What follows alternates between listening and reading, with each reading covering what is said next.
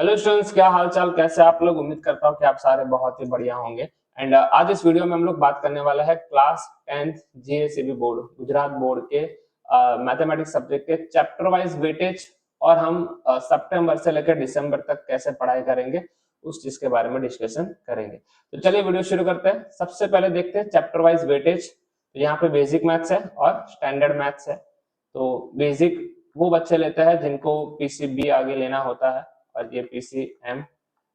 वैसे कोई फर्क नहीं पड़ता है क्योंकि पीसीबी वाले को भी फिजिक्स के अंदर मैथ्स तो लगने ही वाला है। तो ठीक है, आपने अगर बेसिक मैथ्स भी लिया है तो कोई दिक्कत नहीं है, पर आपको थोड़ा सा आपका कंसेप्ट क्लियर रखना चाहिए ताकि आपको 11th में जाके कोई इश्यू ना हो।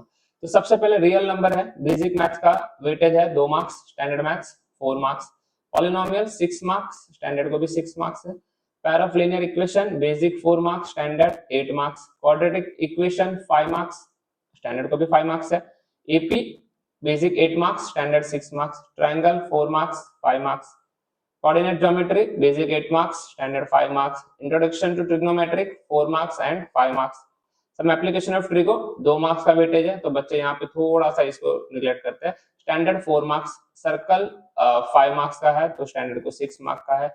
Area related to circle again 2 marks, standard के लिए 4 मार्क्स है। ठीक है, सरफेस एरिया एंड वॉल्यूम यहाँ पे 6 मार्क्स है, यहाँ पे 8 मार्क्स है। ठीक है, स्टैटिस्टिक्स भाई ये तो एकदम ज्यादा ही वेटेज है। बेसिक का 14 मार्क्स है और स्टैंडर्ड के लिए सिर्फ 8 मार्क का वेटेज है। प्रोबेबिलिटी अगेन 10 मार्क्स और इनको 6 मार्क्स। तो ध्यान से देखोगे तो यहाँ पे एक चीज बहुत ही क्लियर हो जाती है कि स्टैंडर्ड वालों को हर एक वेटेज जो है वो 5 to 8 के बीच में रखा गया। मतलब आपके लिए हर एक चैप्टर भाई इक्वल मेहनत वाले हैं।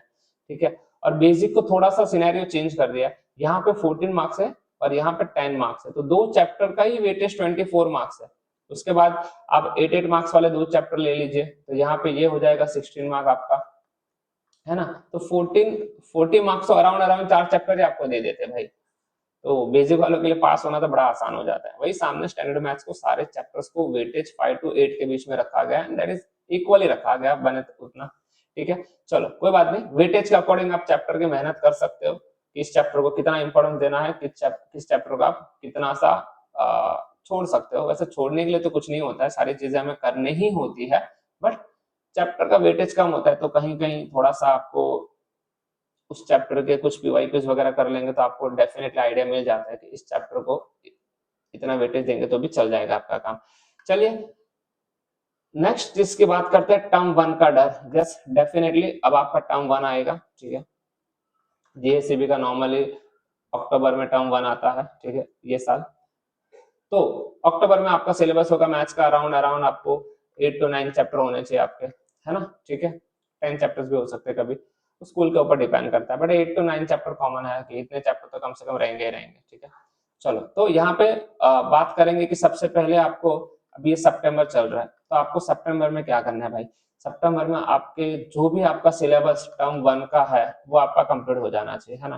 टर्म 1 का जो सिलेबस है वो आपका क्या होना चाहिए, एकदम से कंप्लीट हो जाना चाहिए सितंबर के अंदर। ठीक है, तो यहाँ पे फिलहाल मैथ्स की बात कर रहा हूँ, बाकी सब्जेक्ट को भी आपको इक्वल इंपॉर्टेंस देना है। अक्टूबर के अंदर अगर आपका फर्स्ट वीक जो है, आपका फर्स्ट वीक वो आपका पूरा रिवीजन में जाना चाहिए, पूरा का पूरा रिवीजन। फिलहाल आप पीवाई क्यूज नहीं करेंगे। ठीक है, फिलहाल आप पीवाई क्यूज नहीं करेंगे, बट हाँ आप चाहे तो पीवाई क्यूज में से देख सकते हैं कि भाई कौन से क्वेश्चन ज्यादा रिपीट हुए हैं या कौन से टाइप के क्वेश्चन ज्यादा रिपीट हुए। अब नवंबर की बात करते हैं और यहाँ पे दिसंबर। ठीक है, नवंबर के अंदर आपका 100% सिलेबस कंप्लीट होना चाहिए। 100% सिलेबस क्या होना चाहिए आपका, कंप्लीट होना चाहिए। तो इस नवंबर के अगर अंदर 100% सिलेबस कंप्लीट है, हम यहाँ से पकड़ के चलते कि थर्ड वीक तक आपका जो है 100% सिलेबस जो है वो खत्म हो जाएगा। फिर यहाँ पे 100% सिलेबस खत्म हो जाता है तो लास्ट वीक जो है वो आप चालू करेंगे पीवाई क्यूज प्लस रिविजन। ठीक है, अब रिवीजन में आप क्या करोगे, आप पूरा एक्सरसाइज तो एनसीईआरटी वापस सॉल्व करोगे नहीं क्योंकि ये तो आप लोग पहले से करते आ रहे हो। तो यहाँ पे आप या तो एनसीईआरटी के एग्जाम्पलर बुक से कुछ क्वेश्चंस ले सकते हो। ठीक है, या तो आप सीधा सा पीवाई क्यूज उठा लीजिए।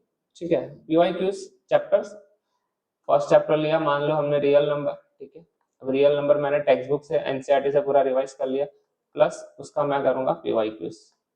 यहां से आपको ये चैप्टर पूरी तरीके से तैयार हो जाएगा और आप इसी तरह जाएंगे।